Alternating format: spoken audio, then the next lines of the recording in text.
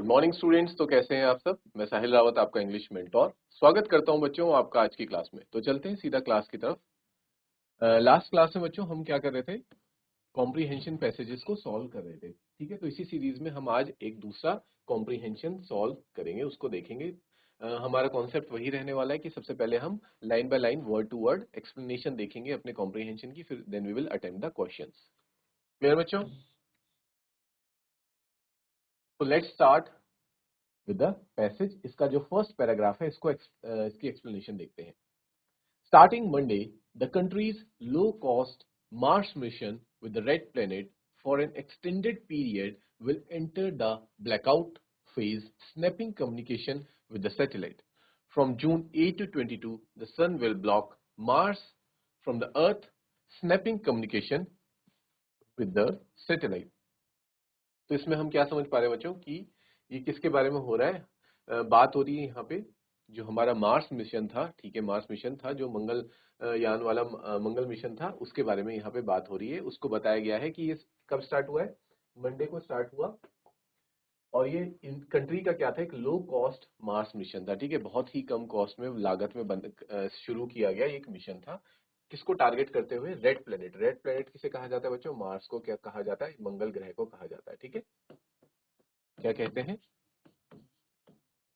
Red planet. For an extended period, जो कि बहुत लंबे समय से एक्सटेंड हो रहा था, will enter the blackout phase. लेकिन वो क्या हो जाएगा, अब एक ब्लैकआउट फेज में चला जाएगा। ठीक है, क्योंकि कुछ भी क्लियर होगा नहीं।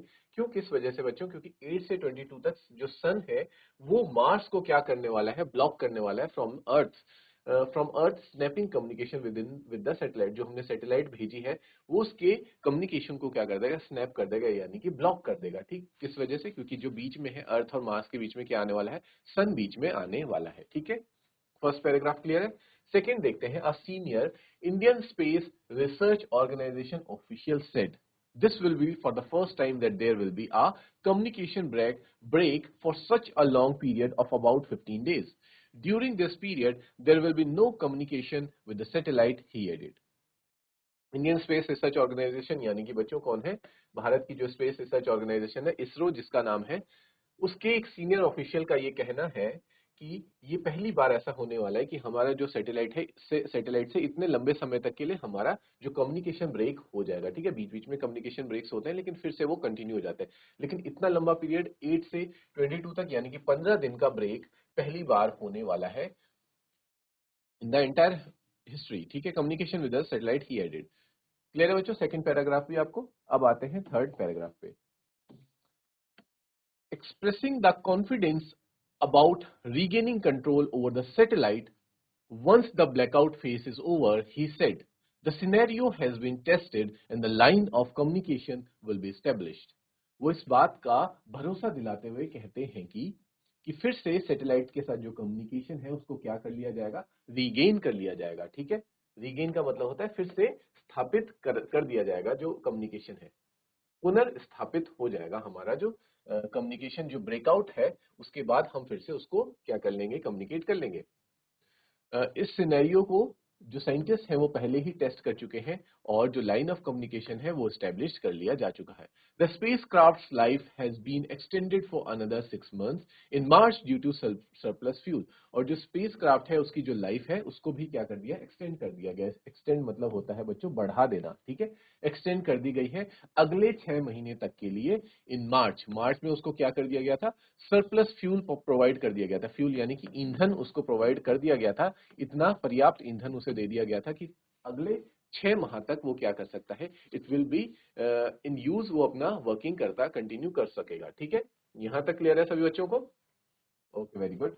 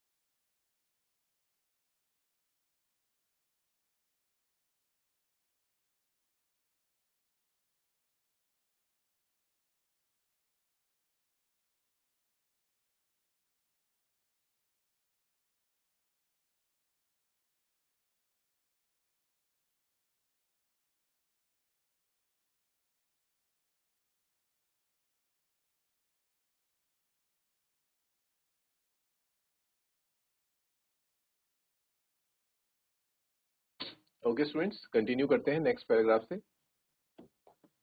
स्टेटिंग that the spacecraft has been configured for the blackout. ये क्या कह रहे हैं, जो वहां के ऑफिशियल हैं वो ये कहते हैं कि जो स्पेसक्राफ्ट है उसको इस तरीके से कॉन्फ़िगर किया गया है, यानी कि इस तरह से उसकी इंजीनियरिंग करी गई है कि उसको डिजाइन ही किया गया है ब्लैकआउट के लिए, कि अगर इन केस कभी ब्लैकआउट हो जाता है तो वो किस तरह से वहां पे सर्वाइव कर सकता है और उससे जो कम्युनिकेशन है वो फिर से रीगेन या रीस्टेब्लिश हो सकता है। The ISRO official said, ISRO official से क्या कह रहे हैं, we are not sending any commands to the spacecraft now, कि हम अभी कोई कमांड नहीं भेज रहे हैं स्पेसक्राफ्ट पे। Till 8th June, few hours of signals will be sent by the spacecraft that will be for about 2 to 3 hours per day। ठीक है, 8 जून तक हम कोई भी सिग्नल नहीं भेजेंगे, लेकिन कुछ वक्त के लिए क्या होगा, जो स्पेसक्राफ्ट है वो हमें सिग्नल भेजेगा 2 से 3 घंटे पर डे में, एक दिन में 2 से 3 घंटे ही कुछ समय के लिए वो अपना सिग्नल हमें भेजा करेगा। इन मई नेक्स्ट ईयर, और जब बात होगी अगले साल मई में भी, the mission will have to go through a similar phase. जो फेज इस साल आया है, अगले साल मई में भी इस फेज से हमें गुजरना पड़ेगा, सिमिलर इसी ब्लैकआउट वाले फेज से। If there is an another extension of mission life, अगर जो ये मिशन है, क्योंकि अभी तो 6 मंथ्स के लिए एक्सटेंड किया गया, लेकिन अगर इसको अगले साल नेक्स्ट ईयर के लिए कंप्लीट 1 ईयर के लिए एक्सटेंड करते हैं, तो मे बी नेक्स्ट ईयर भी हमें ये ब्लैकआउट वाला फेज है वो एक्सपीरियंस करने को मिल सकता है। जब क्या होगा, when the earth will come between the sun and the Mars. जब इस बार क्या हुआ है बच्चों, सन बीच में आया है मार्स और अर्थ के। नेक्स्ट ईयर क्या होगा, मई में अर्थ बीच में आएगी सन और मार्स के। क्लियर है बच्चों? लास्ट पैराग्राफ देख लेते हैं, 5th paragraph. Scripting space history, India on September 24 last successfully placed its low cost Mars spacecraft in orbit around the red planet in its very first attempt। History की बात करते हुए, एक स्क्रिप्ट करते हुए, मतलब हिस्ट्री में अपना एक नाम दर्ज करते हुए, इंडिया ने क्या किया बच्चों, 24 सितंबर को सक्सेसफुली मार्स मिशन को क्या कर लिया, एक लो कॉस्ट मार्स मिशन को क्या कर लिया, सक्सेसफुली अचीव कर लिया। ठीक है, जब मार्स के ऑर्बिट में हमने अपनी एक सैटेलाइट भेजी। ठीक है, आपको याद होगा बच्चों, MOM करके उसका नाम था। ठीक है, अराउंड द रेड प्लेनेट। अब रेड प्लेनेट के अराउंड हमारी भी, इंडिया की भी एक सैटेलाइट क्या कर रही है, उसके ऑर्बिट में रिवॉल्व कर रही है in its very first attempt, और वो भी पहले ही अटेम्प्ट में हम सक्सेसफुल रहे। Breaking into an elite club of 3 countries, और हम क्या कर चुके हैं बच्चों, पहले इस जो ये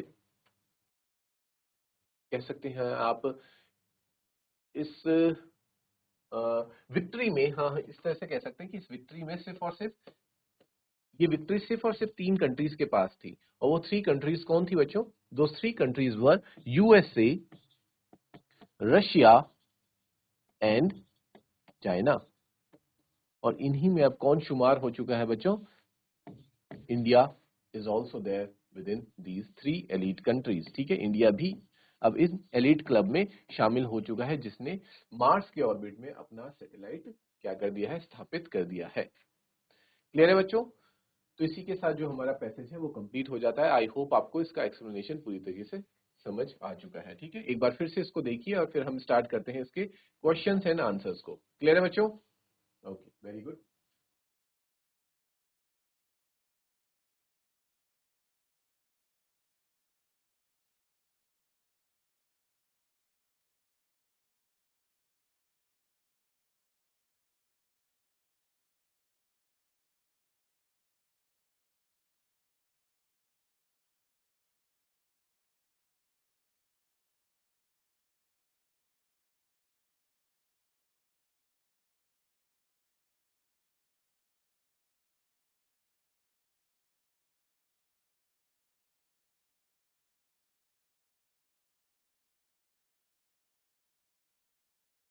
ओके स्टूडेंट्स, हम स्टार्ट करते हैं अब इसके क्वेश्चंस एंड आंसर्स को। ठीक है, फर्स्ट क्वेश्चन आपकी स्क्रीन में क्या कह रहा है, what is the blackout phase in the context of the Mars mission and how long will it last. ठीक है, तो इसका आंसर आप क्या लिखेंगे, हमने देख ही लिया था ब्लैकआउट फेज क्या होता है बच्चों।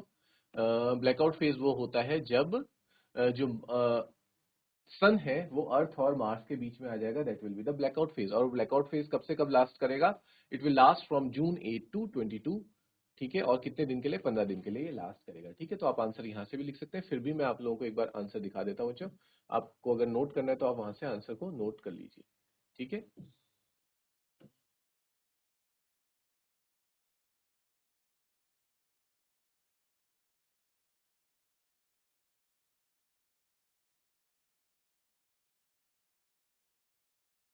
See, this is the answer. The blackout phase refers to the period when the sun, जब सन ब्लॉक कर देगा मार्स को, मार्स फ्रॉम द अर्थ, अर्थ से मार्स को ब्लॉक कर देगा, कॉजिंग अ कम्युनिकेशन ब्रेक, जिस वजह से क्या हो जाएगा बच्चों? कम्युनिकेशन ब्रेक आ जाएगा विद द सैटेलाइट, सैटेलाइट उसके साथ कम्युनिकेट नहीं कर पाएंगे हम। This phase will last from June 8 to 22, ये जून 8 से 22 तक रहेगा, अप्रोक्सीमेटली 15 डेज के लिए। तो ये इसका आंसर हो जाता है। ठीक है बच्चों, क्लियर है? Okay, very good. Next question देख लेते हैं बच्चों। Choose the appropriate option to fill in the blank. ठीक है, from paragraph 1 and 2 we can infer that there will be, ठीक है, हम क्या क्या चीजें पता लगा सकते हैं कि क्या क्या चीजें होने वाली है। No communication with the people, people लोगों के साथ कम्युनिकेशन नहीं होगा, या ब्लैकआउट फेज होगा। ठीक है, जो पीपल के साथ कम्युनिकेशन की कोई बात नहीं हुई है तो ये आंसर नहीं रहेगा। ब्लैकआउट फेज यस होने वाला है। Satellite will get no communication, moon will block the earth, ये भी गलत है, या the communication break will be for 15 days, ये 15 डेज है यहाँ पे। तो मेरे हिसाब से बच्चों कौन सा ऑप्शन सही है? 2, 3 एंड 5। ठीक है, तो C is the right option. Clear बच्चों? ब्लैकआउट फेज रहेगा, सैटेलाइट के साथ कम्युनिकेट हम नहीं कर पाएंगे, और कम्युनिकेशन जो ब्रेक होगा वो 15 दिन का होने वाला है। ठीक है, नेक्स्ट क्वेश्चन देखते हैं। Complete the following analogy correctly with a word या फिर फेज फ्रॉम पैराग्राफ 2। ठीक है, हमें इसे कंप्लीट करना है, और किसके साथ? जैसे एरोमा कब आता है बच्चों? कुकिंग, एरोमा का मतलब है खुशबू। जब आप खाना बनाते हैं तो अच्छी अच्छी खुशबू आती है ना, तो जैसे एरोमा का रिलेशन है कुकिंग के साथ, स्पेस रिसर्च का रिलेशन किसके साथ होगा बच्चों? ठीक है, बताइए। अकॉर्डिंग टू पैराग्राफ 2 बताना है हमें, तो स्पेस रिसर्च का आंसर होगा बच्चों स्पेस क्राफ्ट। ठीक है, खाने से अगर एरोमा आता है तो स्पेस रिसर्च किसके वजह से हो पाता है? स्पेस रिसर्च की वजह से क्या होता है? स्पेस क्राफ्ट की वजह से। तो यहाँ पे आंसर आएगा स्टूडेंट्स आपका स्पेस क्राफ्ट। ठीक है, आप आंसर लिखेंगे स्पेस क्राफ्ट। नेक्स्ट क्वेश्चन देख लेते हैं। According to ISRO official till 8 July when sun will block Mars dash signals per day will be send to the spacecraft. ठीक है, तो जिस वक्त ब्लॉक हो जाएगा तो कितने सिग्नल्स भेजे जाएंगे? No signals, considerable signals, indefinite signals, या फिर ओनली फॉर फ्यू, या थोड़े से ही सिग्नल्स उस वक्त भेजे जाएंगे? तो इसका आंसर हम एक बार देख लेते हैं बच्चों। वैसे क्या बोला था उसमें कि ओनली 2 से 3 घंटे के लिए ही सिग्नल उस वक्त हमें मिलेंगे। तो इसका आंसर हो जाएगा बच्चों आपका according to ISRO official 8 July when sun will block Mars only for few signals. ठीक है, तो इसका आंसर आपका हो जाएगा बच्चों फ्यू सिग्नल्स ही उस वक्त भेजे जाएंगे।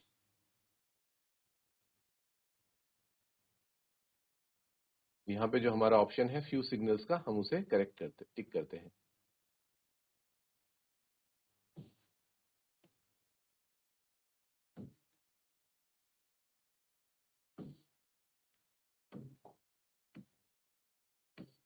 ठीक है, नेक्स्ट क्वेश्चन देखो बच्चों। Select the correct option to complete the following sentence. इस सेंटेंस को कंप्लीट करने के लिए इनमें से सबसे बेस्ट ऑप्शन आपके पास क्या है? The ISRO officials are dash about their control over the spacecraft after the blackout phase. कि जब ब्लैकआउट फेज ओवर हो जाएगा तो इसरो ऑफिशियल्स अपनी स्पेस क्राफ्ट को लेकर क्या है? डाउटफुल है। क्या उन्हें डाउट है इस बात का कि हम पता नहीं फिर से कम्युनिकेशन स्टेब्लिश कर पाएंगे या नहीं कर पाएंगे? तो डाउटफुल तो नहीं है बच्चों, रॉन्ग। एप्रीहेंसिव भी नहीं है वो, और जिटरी भी नहीं है। दे आर वेरी, हमने आंसर उसमें देखा था, दे आर कॉन्फिडेंट। वो क्या है? बहुत ही ज्यादा उनको आत्मविश्वास है इस बात पे कि हम ब्लैकआउट फेज के बाद फिर से जो कम्युनिकेशन है we will regain the communication. तो इसका आंसर हो जाएगा बच्चों आपका कॉन्फिडेंट। ठीक है, नेक्स्ट क्वेश्चन देख लीजिए। How has the spacecraft mission been manage to handle the blackout phase and what is planned for communication during this period? देखो, स्पेसक्राफ्ट मिशन के बारे में हमने क्या जाना था कि उसको किस तरह से मैनेज किया गया कि जब ब्लैकआउट फेज आ जाए तो वो क्या करे, क्या उसे मैनेज किया भी गया है या नहीं किया गया है, और and what is planned for communication during this period, और ब्लैकआउट फेज के दौरान कम्युनिकेशन किस तरह से किया जाने वाला है। तो हमने शुरू में ही देख लिया था कि जो कॉन्फ़िगरेशन हुई है स्पेसक्राफ्ट की वो इस तरह से हुई है कि वो ब्लैकआउट फेज में भी क्या कर ले, सर्वाइव कर ले, और साथ ही साथ भले ही पूरी तरह से नहीं, कंप्लीट तरीके से वो सिग्नल ना भेज सके, बट एटलीस्ट दिन में 2 से 3 घंटा तो हमें सिग्नल भेज सके। ठीक है, तो इसका आंसर आप कैसे लिखेंगे स्टूडेंट्स? इसका आंसर आपके पास हो जाएगा, let's see the answer.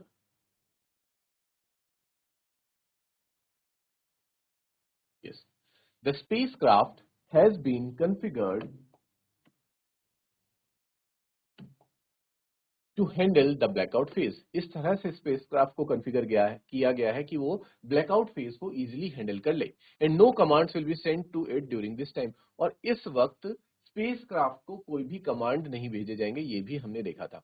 However, लेकिन जो स्पेसक्राफ्ट है will send signals for about 2 और 3 आवर्स। लेकिन जो स्पेसक्राफ्ट है वो सिग्नल्स भेजेगा कम से कम एक दिन में 2 या 3 घंटे के लिए वो सिग्नल भेजेगा, अंटिल जून 8 जून तक के लिए, क्योंकि उसके बाद वो फेज खत्म हो जाएगा। After this communication will be completely halted. इसके बाद कम्युनिकेशन क्या होगा? Until the end of the blackout phase. और जब तक ब्लैकआउट फेज नहीं खत्म होता तब तक जो कम्युनिकेशन है वो पूरी तरह से हॉल्ट हो जाएगा। हॉल्ट मतलब एक तरह से पूरी तरीके से रुक जाएगा बच्चों। ठीक है, तो ये आंसर हमने, we have written this answer according to the passage. Okay, चलते हैं बच्चों नेक्स्ट क्वेश्चन की तरफ।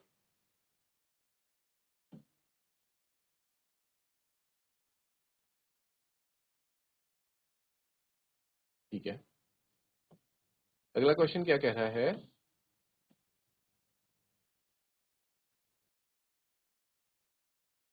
Read the following sentences.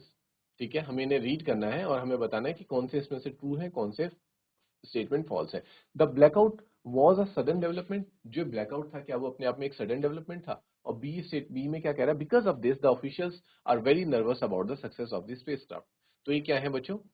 ये दोनों के दोनों क्या है? फॉल्स है। हम इसमें लिखेंगे बोथ आर फॉल्स, क्योंकि ये दोनों चीजें सडन नहीं थी।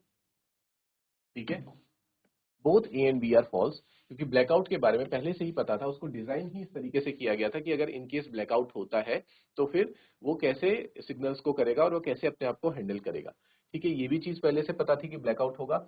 और दूसरी चीज ये कि ब्लैकआउट होने के बाद जो हमारे ऑफिशियल्स थे इसरो के स्पेस रिसर्च ऑर्गेनाइजेशन की, क्या वो नर्वस हो गए? नहीं, they're not nervous, they're confident enough कि जैसे ही ब्लैकआउट फेज खत्म होता है हम फिर से क्या कर लेंगे, कम्युनिकेशन को रीगेन कर लेंगे, रीस्टैब्लिश कर लेंगे। ठीक है, तो ये दोनों की दोनों स्टेटमेंट क्या है बच्चों? गलत है।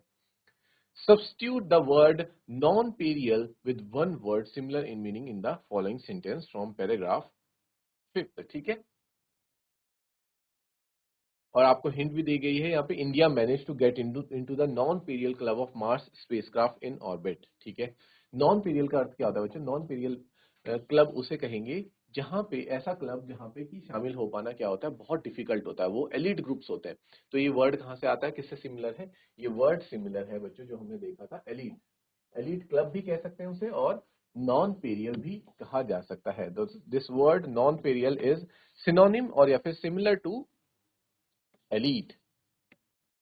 एलिट यानी कि कुछ चुनिंदा, कुछ खास लोगों का group, that is also called nonpareil club of Mars spacecraft in orbit. क्योंकि यहाँ पे कुछ चुनिंदा कंट्रीज ही हैं, जैसे कि हमने देखा था यूएसए, चाइना, रशिया, यूएसएसआर, अब इंडिया भी है, और साथ ही इंडिया के साथ साथ कौन है बच्चों? एक यूएई, यूनाइटेड अरब एमिरेट्स भी इसका एक पार्ट है। ठीक है, तो ये इलाइट ग्रुप है, क्योंकि इलाइट ग्रुप वही होता है जहां पे कुछ फ्यू मेंबर्स, कुछ स्पेशल मेंबर्स उसके पार्ट रहते हैं।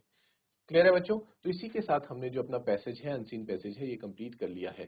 ठीक है, और हमारा सेक्शन ए भी एंड हो जाता है। We have ended the section A. Now we will start with the section B, that is the grammar section. यहां तक क्लियर है बच्चों? Very good.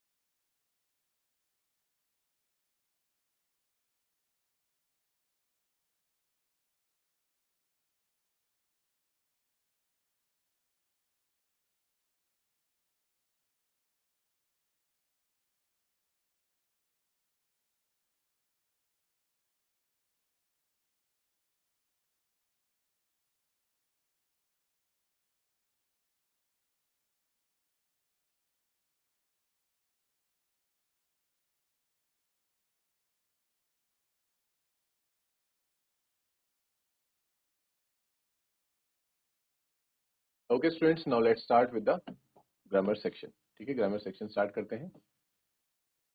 आपको क्या इंस्ट्रक्शन दी गई है कि complete any 10 of the 12 of the following task as directed. ठीक है, कोई 10 क्वेश्चंस करने हैं, 10 मार्क्स का आपका ग्रामर पोर्शन है। ठीक है, लेकिन हम बच्चों सारे ही क्वेश्चन डिस्कस करते हुए चलेंगे। Fill in the blank using the correct form of the word in the bracket for the given portion of letter. ठीक है, कि हमें correct form of word use करनी है। तो मान लीजिए कि एक तरह से लेटर है, लेटर स्टार्ट हो रहा है dear madam, this is with reference to posters dash, आपको ऑप्शन में क्या दिया गया, bear the message of crash diet being posted around our school premises. ठीक है, this is with reference to posters, bear नहीं होगा बच्चों, ये कन्वर्ट हो जाएगा किसमें, बेरिंग। यहां आएगा स्टूडेंट्स बेरिंग। ये लेटर किस रेफरेंस में लिखा जा रहा है, ये उन पोस्टर्स के रेफरेंस में लिखा जा रहा है विच कैरिंग, बेरिंग का मतलब होता है जिनमें ये मैसेज दिया गया है। किस बारे में मैसेज दिया गया है, क्रैश डाइट के बारे में मैसेज दिया जा रहा है। और क्रैश डाइट के पोस्टर्स हमारे स्कूल के प्रेमिसेस, स्कूल का जो प्रेमिसेस होता है, पूरा एरिया होता है, वहां पे पोस्टर्स लगाए गए हैं।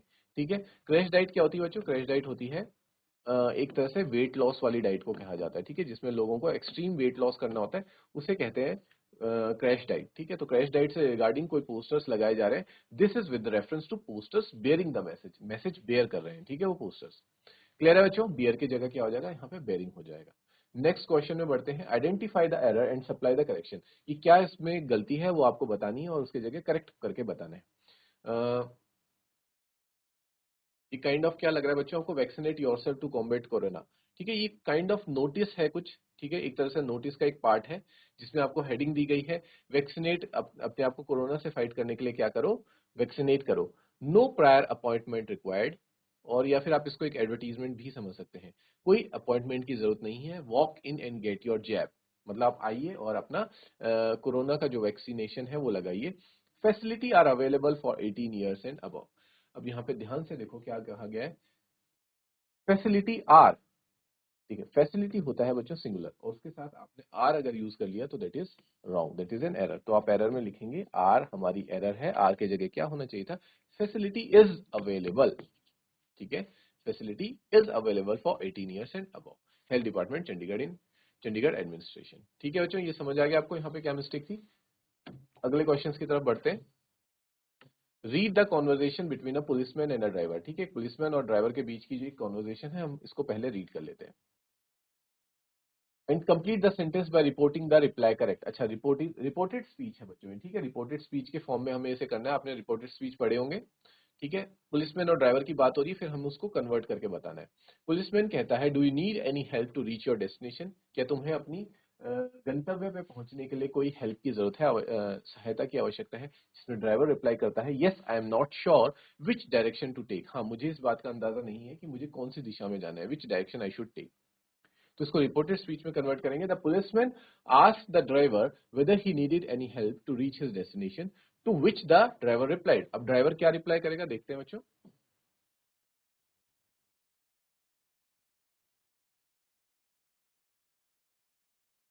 To which the driver replied that, यहां से आपका आंसर स्टार्ट होता है बच्चों, that he was not sure which direction to take. ठीक है, आप इसको नोट करेंगे, क्या लिखेंगे आप वहां पे, दैट ही वॉज, कौन श्योर नहीं है, driver, that driver was not sure which direction to to take. ठीक है, ये इसका रिपोर्टेड स्पीच हो जाता है बच्चों। ठीक है, नोट कर लिया आपने, तो नेक्स्ट क्वेश्चन देख लेते हैं।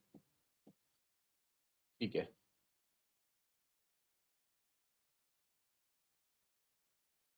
Before preparing a dish the cook asked the children something. ठीक है, डिश प्रिपेयर करने से पहले कुक ने बच्चों से कुछ पूछा। Report the कुक्स question. अब जो कुक ने जो क्वेश्चन पूछा है उसको आपको रिपोर्टेड स्पीच के फॉर्म में लिखना है। हु डज नॉट लाइक चीज, तो हु डज नॉट लाइक चीज को आप रिपोर्टेड स्पीच में किस तरह से लिखेंगे बच्चों, इसका आंसर देख लो।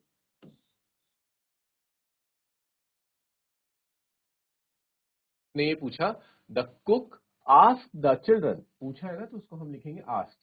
ठीक है, टोल्ड नहीं होगा क्योंकि उसने वो बता नहीं रहा है, यहाँ पे क्या आएगा, आस्क आएगा, आस्क मतलब पूछना।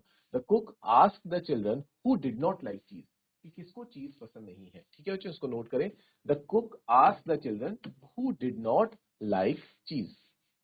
ठीक है, इतना नोट करें, फिर बच्चों हम आगे देखते हैं।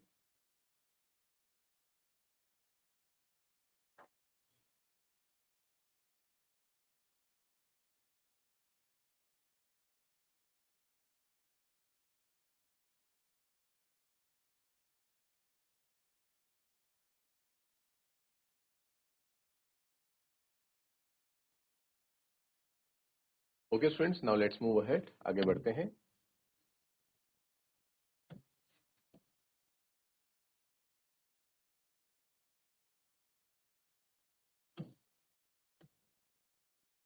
ई पार्ट है, he is an expert on languages but he knows dash about mathematics. तो यहाँ पे क्या आना चाहिए कि वो लैंग्वेजेस का तो एक्सपर्ट है लेकिन he knows dash about mathematics. तो इससे हम ये समझ पा रहे हैं ना कि उसको, इसमें ये हमें बताया जा रहा है कि लैंग्वेज, एक कोई पर्सन है जो लैंग्वेजेस का तो एक्सपर्ट है बट उसे मैथमेटिक्स के बारे में ज्यादा नहीं आता। तो ज्यादा नहीं आता, हमने क्या देखा था बच्चों आर्टिकल्स में, उसमें हम यूज करते हैं लिटिल। लिटिल मतलब बहुत कम उसे मैथमेटिक्स आती है। ठीक, इसका करेक्ट आंसर होगा बच्चों लिटिल। फ्यू नहीं होगा क्योंकि फ्यू का मतलब भी कम होता है बट ठीक ठाक होता है, लेकिन बहुत ज्यादा कम भी नहीं होता, ठीक ठाक मैथ्स उसको आती है। तो यहाँ पे वो सेंस तो हमें नहीं मिल रहा है कि लैंग्वेजेस का एक्सपर्ट भी है और ठीक ठाक मैथ्स भी आती नहीं। हमें मैसेज मिल रहा है कि ही is an expert on languages, language का तो एक्सपर्ट है बट, क्योंकि यहाँ पे जो बट आ गया वो ये बात को शो कर रहा है, लेकिन मैथमेटिक्स जो है उसे थोड़ा सा कम आती है। तो यहाँ पे फ्यू नहीं होगा, सम भी नहीं होगा, अ लॉट ऑफ तो बिल्कुल भी नहीं होगा बच्चों। तो यहाँ पे एकदम करेक्ट बैठेगा little, little mathematics. Clear. Next देखो बच्चों, आइडेंटिफाई द एरर। फिर से हमें एरर बतानी है और जो करेक्ट करके उसको दिखाना है। ठीक है, we specialises in arranging bespoke tours to exotic locations around the world. ठीक है, कि हम बहुत अच्छे टूर्स को ऑर्गेनाइज करते हैं अराउंड द वर्ल्ड। तो यहाँ पे गलती क्या हो रही है बच्चों, वी, वी क्या होता है, प्लूरल होता है, प्लूरल के साथ आप एस ई एस यूज नहीं करते हैं। ठीक है, ये हमने रूल ऑलरेडी देखा है। तो वी के साथ होना चाहिए था बच्चों स्पेशलाइज। ठीक है, तो एरर हो गई है आपकी स्पेशलाइजेस, स्पेशलाइजेस ये एरर है, उसका करेक्ट फॉर्म होना था specialise. We specialise in arranging. Clear. Next आगे बढ़ते हैं बच्चों, जी पार्ट देख लेते हैं। Fill in the blank by choosing the correct option to complete the words of Pablo Picasso. Pablo Picasso एक बहुत बड़े क्या थे बच्चों, पेंटर थे, आर्टिस्ट थे। उन्होंने कुछ बात कही होगी तो उस चीज को हमें कंप्लीट करना है। ये फिलअप में हमें दे रखा है, inspiration does not exist but it dash find your working. तो इसका क्या होगा, inspiration does not exist, inspiration exist नहीं करती but it can find you working, it must find you working, it will find you working, या it may find you working. क्या होगा बच्चों, जान लेते हैं इसका आंसर। इसका आंसर होगा बच्चों इट, यस, इसका आंसर होगा आपके पास it must, it must find you working. ठीक है, इंस्पिरेशन कहने का अर्थ है कि इंस्पिरेशन नाम की कोई चीज नहीं होती कि हम ये सोचते कि हाँ इंस्पिरेशन ले ली, मोटिवेशन ले ली, फिर कोई काम होगा नहीं। इंस्पिरेशन मोटिवेशन से उतना फर्क नहीं पड़ता, main thing is the discipline. ठीक है, डिसिप्लिन होना चाहिए और आप काम करते रहने चाहिए तो सक्सेस आपको जरूर मिलती है। इंस्पिरेशन, ये सारी चीजें क्या होती है, inspiration, motivation, these all things are temporary. ये कुछ वक्त रहती हैं, कुछ वक्त के लिए चल जाती हैं, but you should always keep working, तो आपको सक्सेस मिल जाती है। ठीक है,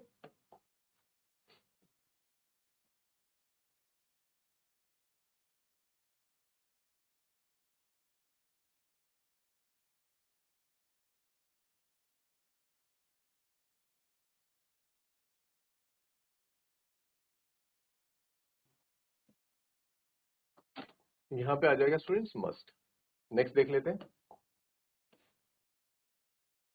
whoever dash the cooking dash a great deal of work to do। ठीक है, इसमें क्या होगा, whoever has done the cooking has a great deal of work to do, या whoever do the cooking, या whoever is doing the cooking has had a great deal of work to do, या फिर whoever does the cooking had a great deal of work to do। ठीक है बच्चों, इसका answer बताइए क्या हो सकता है। इसका आंसर होगा बच्चों whoever has done the cooking, जिस किसी ने भी कुकिंग की है उसे बहुत ज्यादा काम करने की जरूरत है, has a lot of work to do. ठीक है, इसको नोट कर लीजिए आप।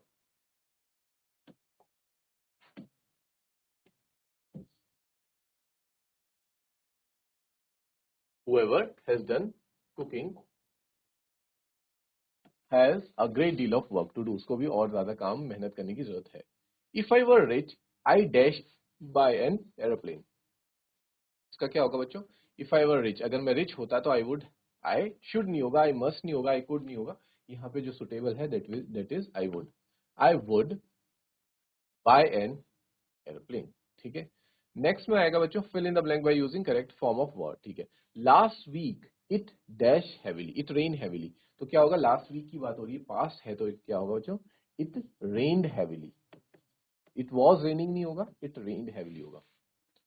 और नेक्स्ट में भी आपको कंप्लीट करना है, the opportunity to volunteer at the local food bank made me dash.